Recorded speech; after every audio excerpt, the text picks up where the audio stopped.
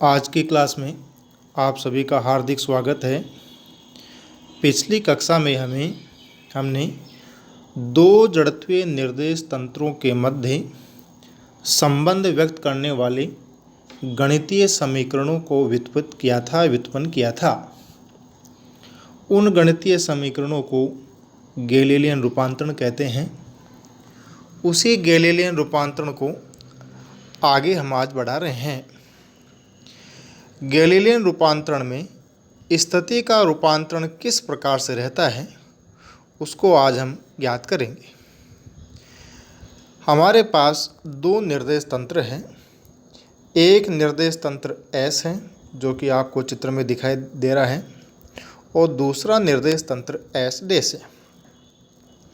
प्रारंभ में दोनों निर्देश तंत्र t=0 समय पर परस्पर एक दूसरे पर संपाती हैं, अर्थात दोनों के मूल बिंदु एक ही स्थान पर हैं, तथा इन दोनों निर्देश तंत्रों में से हम यह मान लेते हैं कि निर्देश तंत्र S डैश v वेग से दाईं ओर नियत वेग से गतिशील है। कुछ समय पश्चात, जैसे कि यहाँ पर अपन ने t समय पश्चात लिया है, निर्देश तंत्र S डैश का मूल बिंदु O डैश प्रारंभिक स्थिति से r0 दूरी पर स्थित है, जहाँ r0 की वैल्यू है v/t है। t वह समय है जितने समय में निर्देश तंत्र S डैश चला है, और v यहाँ पर उसका वेग है। मान लेते हैं कि किसी कण P की स्थिति का अपने को रूपांतरण ज्ञात करना है, या किसी कण P की स्थिति हमें निर्देश तंत्र S डैश में ज्ञात करनी है।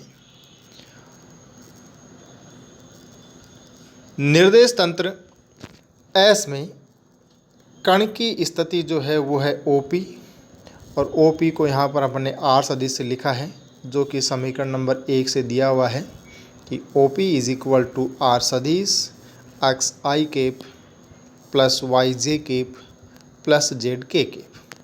यहाँ x, y और z जो है कण P के कार्तीय निर्देशांक है।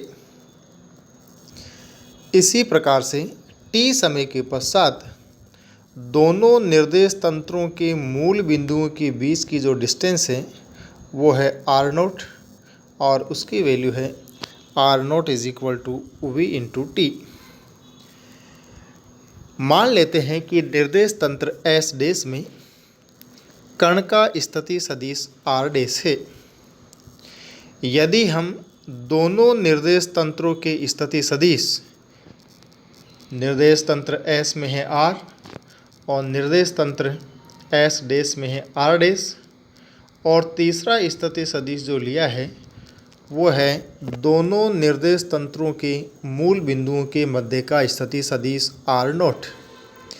यदि हम इन तीनों बिंदुओं को मिला दें, बिंदु O डैश और P को, तो हमें एक त्रिभुज मिलता है, तो वो है O डैश P। चूँकि इस त्रिभुज की तीनों भुजाएं किसी सदिश से निर्मित हैं, इसलिए हम इस त्रिभुज में सदिशों का त्रिभुज नियम लगा सकते हैं। और अगर इस त्रिभुज में सदिशों का त्रिभुज नियम लगाएं, सदिश नियम लगाएं, तो वैल्यू आती है अपने पास OP सदिश = OO डैश सदिश प्लस O डैश P सदिश। यहाँ पर इनकी वैल्यू रख दें। OP = R, OO dash = R0 और O dash P = R। Value रखने के पश्चात निर्देश तंत्र S डैश में कण की स्थिति R डैश को यदि ज्ञात किया जाए, तो उसकी वैल्यू आती है R डैश = R - v/t, जो कि यहाँ पर समीकरण नंबर 2 के द्वारा निरूपित किया गया है। अगर यहाँ पर ध्यान से देखें तो स्थिर निर्देश तंत्र S में कण की स्थिति थी R और निर्देश तंत्र S डैश में यदि ज्ञात की जाए तो वो वैल्यू आती है R डैश, और R डैश की वैल्यू समीकरण 2 से अगर देखें तो R डैश और R की वैल्यू इक्वल नहीं। R डैश की वैल्यू R से कम है और वो कम कितनी है, V टाइम T, अर्थात R में से अगर V इंटू T की वैल्यू कम कर दी जाए तो हमें R डैश का मान प्राप्त होता है।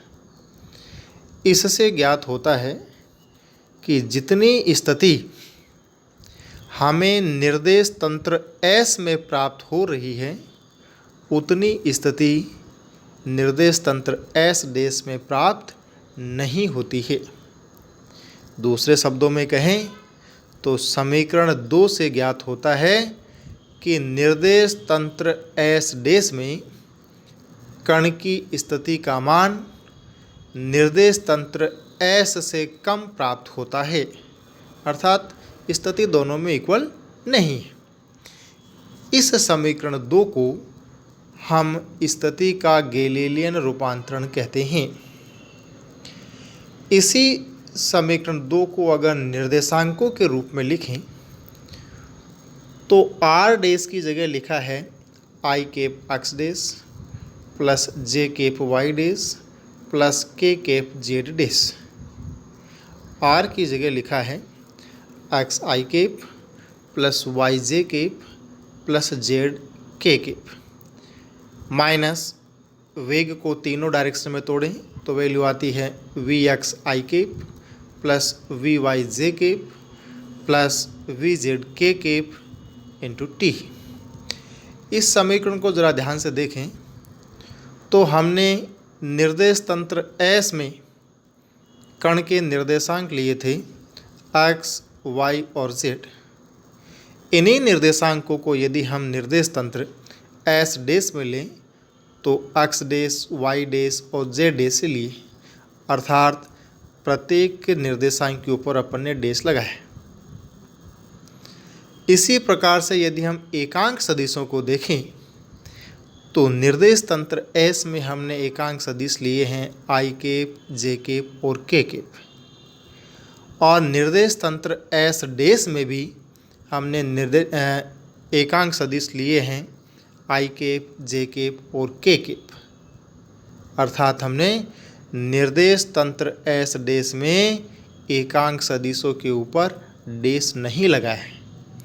जो एकांक सदिश हमने निर्देश तंत्र S में लिए हैं जो कि स्थिर है, वही एकांक सदिश हमने निर्देश तंत्र S डैश में लिए हैं। उसका रीज़न ये है कि यहाँ पर निर्देश तंत्र S डैश गतिशील तो है और वो भी नियत वेग v से, लेकिन इस प्रकार से गतिशील है कि दोनों निर्देश तंत्रों के अक्ष परस्पर एक दूसरे के समानांतर रहें। और समानांतर रहने का मतलब है कि जो डायरेक्शन x अक्ष की है वही डायरेक्शन निर्देश तंत्र S डैश में अक्ष डैश अक्ष की है, अर्थात दोनों एक दूसरे के पैरेलल है। इसी प्रकार से दोनों निर्देश तंत्रों की y अक्ष भी एक दूसरे के पैरेलल हैं और z अक्ष भी एक दूसरे के पैरेलल है। यही वजह है कि दोनों निर्देश तंत्रों में हमने एकांक सदिशों को समान माना है। ऐसा नहीं है कि निर्देश तंत्र S में आपने कुछ अलग लिया है और S डैश में कुछ अलग लिया है। हाँ, निर्देशांक अलग अलग हो सकते हैं, जो कि हमें समीकरण 2 से ज्ञात होता है कि स्थिति अलग अलग आएगी।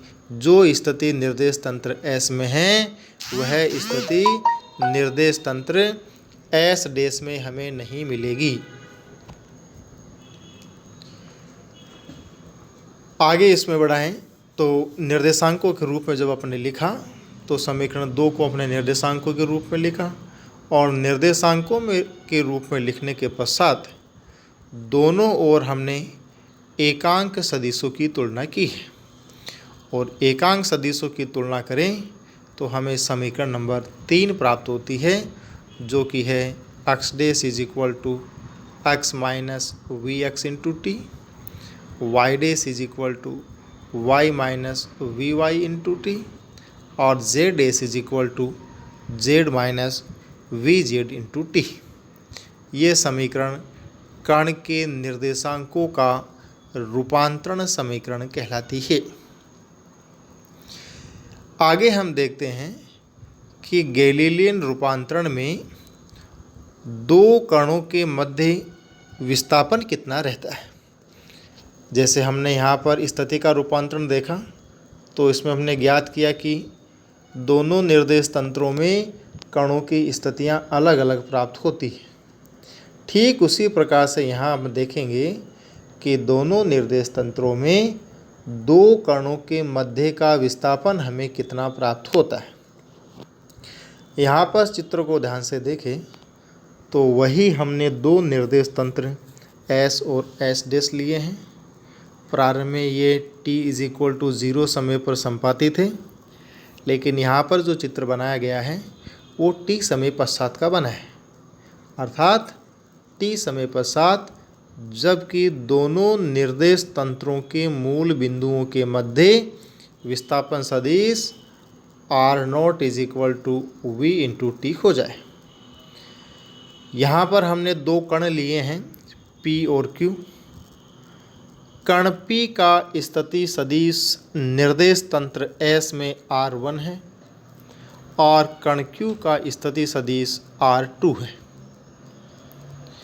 इसी प्रकार से निर्देश तंत्र S डैश में कण P का स्थिति सदिश R1 डैश है और कण Q का स्थिति सदिश R2 डैश है, और दोनों कणों के बीच का विस्थापन PQ है।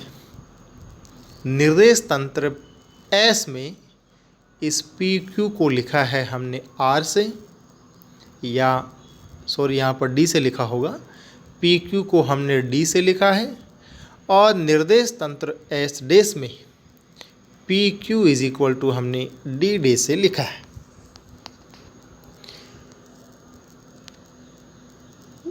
त्रिभुजों का सदिश नियम लगाने के पश्चात हमें निर्देश तंत्र S में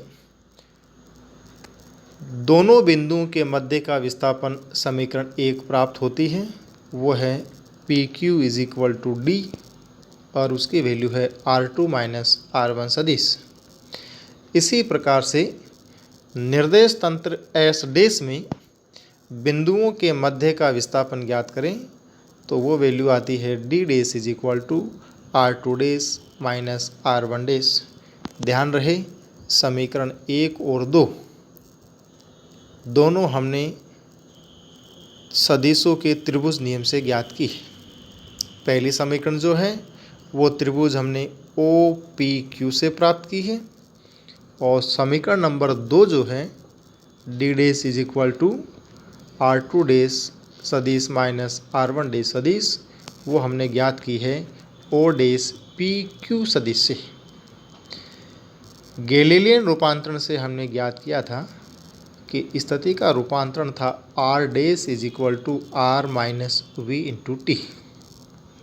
इसी समीकरण को हम एक बार बिंदु P के लिए लिखेंगे और दूसरी बार कण या बिंदु Q के लिए लिखेंगे, लेकिन निर्देश तंत्र S डैश के लिए। तो वो वैल्यू आती है अपने पास R2 dash is equal to R2 minus V into T, और दूसरी है R1 dash is equal to R1 minus V into T. ये दोनों वैल्यू R2 डैश और R1 डैश जो कि हमने गैलीलियन रूपांतरण से लिखी है, इन दोनों वैल्यू को हम समीकरण नंबर 2 में रखेंगे, और समीकरण नंबर 2 में रखें तो वैल्यू आती है अपने पास D dash is equal to R2 minus R1। V into T जो है वो तो कैंसिल हो जाएगा, और बाकी जो वैल्यू बचती है वो है D dash is equal to R2 minus R1, और R2 माइनस R1 समीकरण 1 से हैं इज इक्वल टू डी। अर्थात हमको मिलता है कि D dash is equal to D.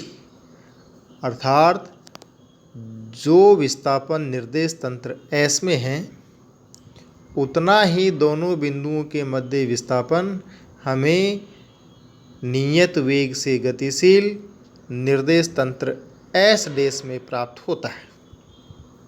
अर्थात दोनों बिंदुओं के मध्य का विस्थापन इक्वल प्राप्त होता है। निर्देश तंत्र S डैश की गति का विस्थापन पर कोई प्रभाव नहीं पड़ता है, जिसको हम कहते हैं कि दो बिंदुओं के मध्य विस्थापन अचर रहता है। इसे विस्थापन के गैलीलियन निश्चरता का नियम भी कहते हैं। धन्यवाद।